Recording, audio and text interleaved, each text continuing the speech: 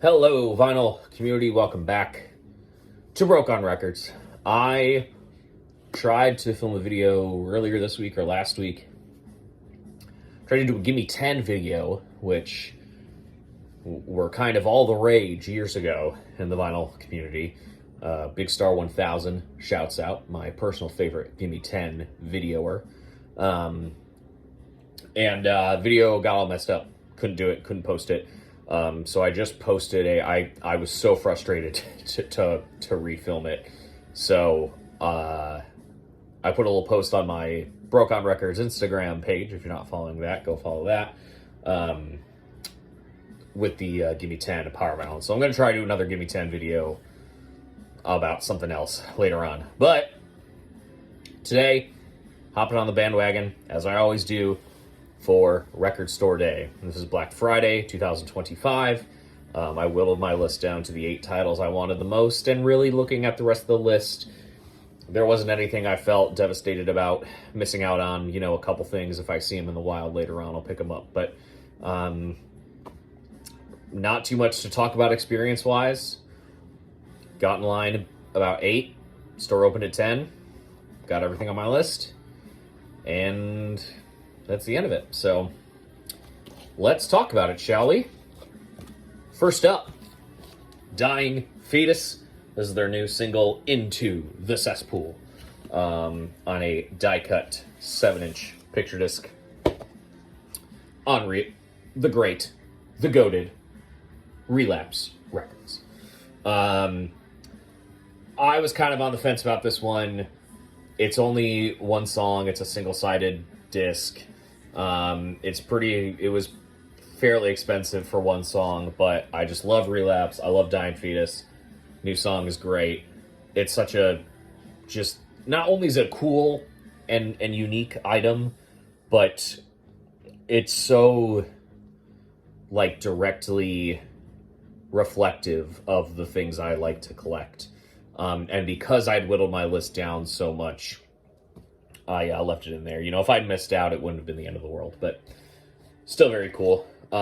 Wish they maybe would have done like a different style on the B-side, but definitely kind of just novelty piece. But I'm assuming this song will be on whatever the next Fetus album is, and then if it's not, then I still feel like I lucked out. Next up, Season to Risk. This is their, I believe their second full-length album, In a Perfect World. Very just angular, intense, slightly industrial-inspired hardcore music. They put out an album for Record Store Day back in April, I believe. That was like an album that was recorded like 10 years ago and now is finally coming out. So I need to revisit that for sure. But yeah, this is their major label album originally released on Columbia in 1995. This is the 30th anniversary edition. Super stoked about this on Spartan Records.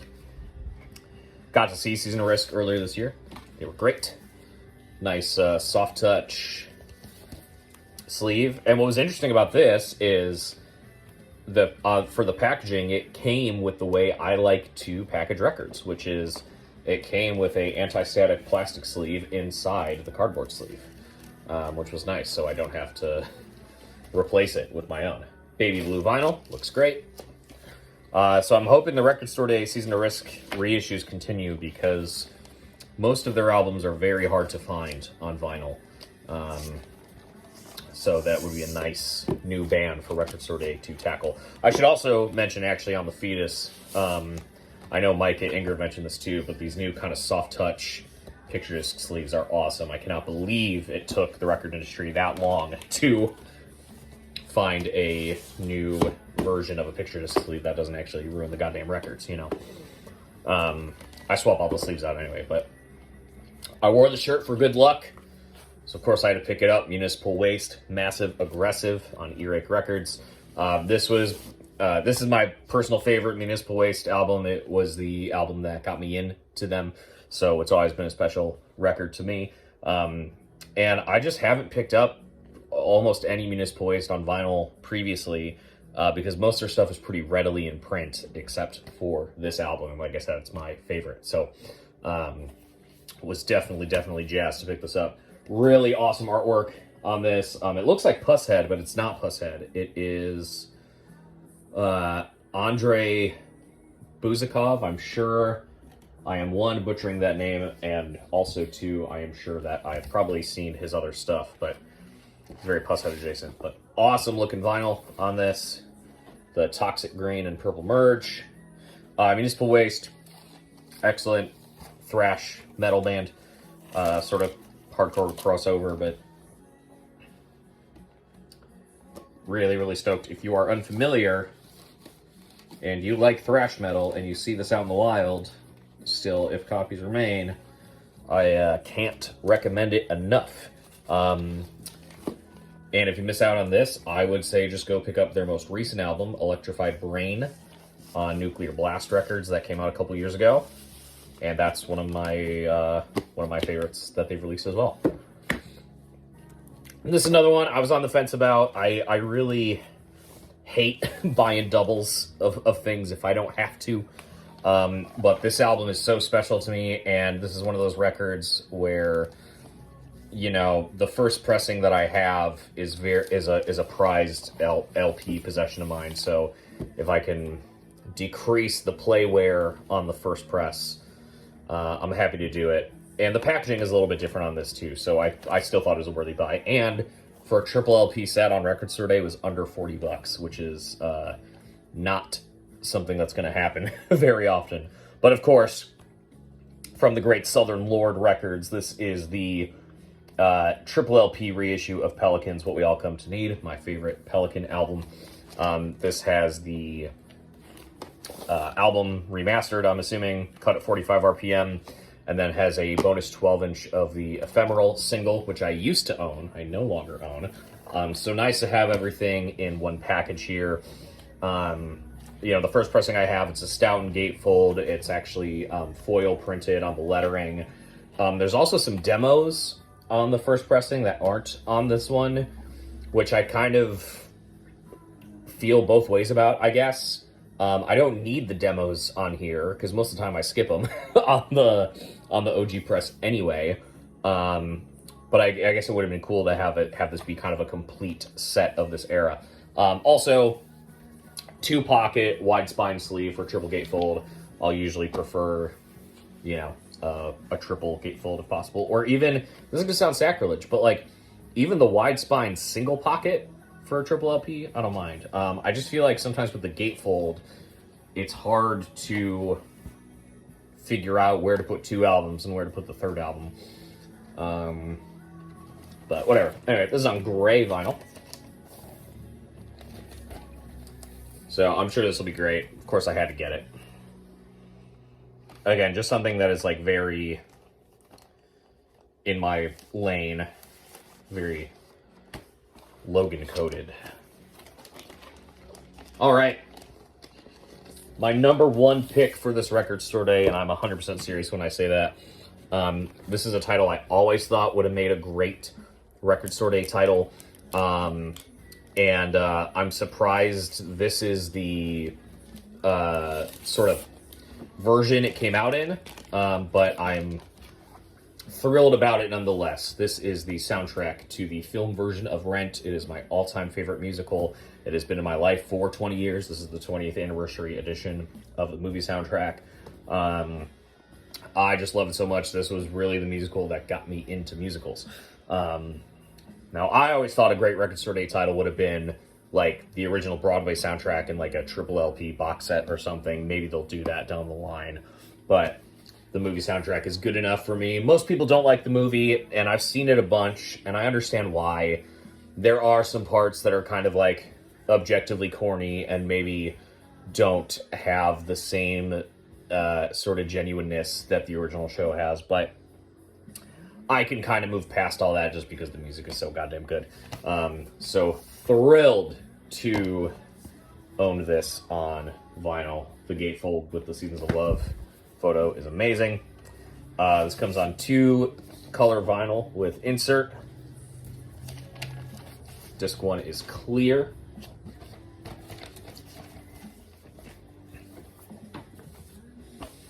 And disc 2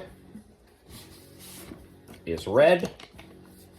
Not sure why they chose clear and red. I mean, I sort of have an idea about it that I would be very shocked if that is why they chose it. But anyway, I'm thrilled about this. I hope it sounds good. This was a Rhino title, so Rhino usually does not slouch on their stuff.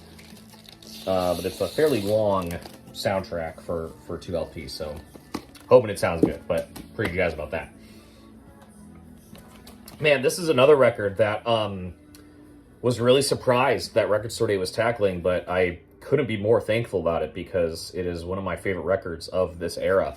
This is the reissue of the Black Kids album, Party Traumatic. Excellent British dance pop from 2008. You may recognize the songs Hurricane Jane or I'm Not Gonna Teach Your Boyfriend How to Dance With You if you were paying attention to certain types of music in the 2000s. This, I kind of am now interested in wondering if their Record Store Day is now hitting these kind of 20-year, 15-year anniversaries of sort of these MySpace era albums, like the Veronica's records they did, which I did end up selling those, and I did really enjoy them, and I enjoyed having them, but I think I got what I needed out of them. They were not worth more than a few spins. The tracks are great, but it's just not something I'm going to sit around and listen to all the time. But this record is amazing. I owned the CD for years. I used to have a first pressing of this, which was very hard to get a hold of for a number of years. It was a die-cut jacket that came with inserts, kind of like the original Pulp album. But my copy was missing one of the inserts, so I got it for really cheap. And then I always felt stupid about not having the missing insert I needed. So I thought it would have been cool if they had recreated the packaging, but really nice soft touch cardboard. It's got the foil. It's got this kind of spot gloss on the the band logo and the members down here. And then instead of doing multiple inserts, they condensed it all into this nice heavy cardboard booklet, which is just fine to me as well because it's super high quality. This is on, I forget, they've got some clever name for this vinyl, but it's kind of that iridescent one, clear and pink smoke. Really stoked. And just, again, not a record that I feel like it's talked about a lot anymore, but an absolute banger of an album from that time. And keeping in line with the 2000s indie rock, pop, mosh metal crossover, another fantastic. I never said Party Traumatic was a debut album because something in my brain tells me that they had a release before that. This is the debut album by Sleigh Bells. This is Treats. This was, I think, only ever available as maybe a picture disc. Maybe there was an OG black vinyl, but it's been out of print for a very long time. It was in desperate need of a reissue. Their finest hour. I mean, Sleigh Bells is such a great, weird little band. They were the first band I ever heard called noise pop, which is basically what it is, but it's very lo-fi. It's industrial drums and kind of like moshy guitar riffs, but with these like really kind of sweet pop hooks and choruses. Incredible band. I love pretty much everything they've ever done. I've been following them since this record, which has now been 15 years. And yeah, super excited to see this back on vinyl. I had a couple of their records, a couple of their other albums previously and just never held on to them, but this really is the best one. They put out a new record this year that's great, and they have other great moments across their catalog, but this is really the defining moment. The packaging on this is amazing. It's got this little kind of Lisa Frank style insert. Comes with a booklet that looks like a composition notebook with all the lyrics, which is a great touch. It has the composition notebook flooding on the inside of the jacket, which is a great touch. And on some beautiful blue and white wax. So very excited about this one. I think I really love about every other Sleigh Bells record. Like, the second one isn't very good. The third one's great. Fourth one, not so good. And the fifth one's great. And then actually the new one. So, but maybe I just need to revisit some of those other ones that I was not so crazy about at the time. And lastly, the Volume 2 of the Dogfish Head Grateful Dead live compilation on a back porch. Picked up Volume 1 back in April. Loved it. So, of course, I had to pick up Volume 2 as well. Yeah, just a bunch of live cuts, handpicked by the Dogfish Head guys. Black vinyl. Sounds great. You know, I do have an HDCD player, so I'm trying to not buy a bunch of Grateful Dead vinyl because I'd rather have the HDCDs to play.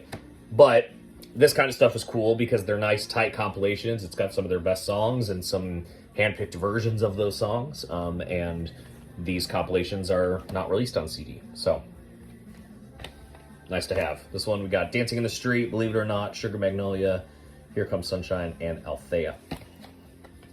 So that's it. Nice and easy record store day. Not the coldest record store day Black Friday that I've been to, but the sun being out helped, but there was construction going on Belmont, so we were enshrined by the shade of those construction scaffolding, whatever. All right, thanks, y'all. See you in the next one.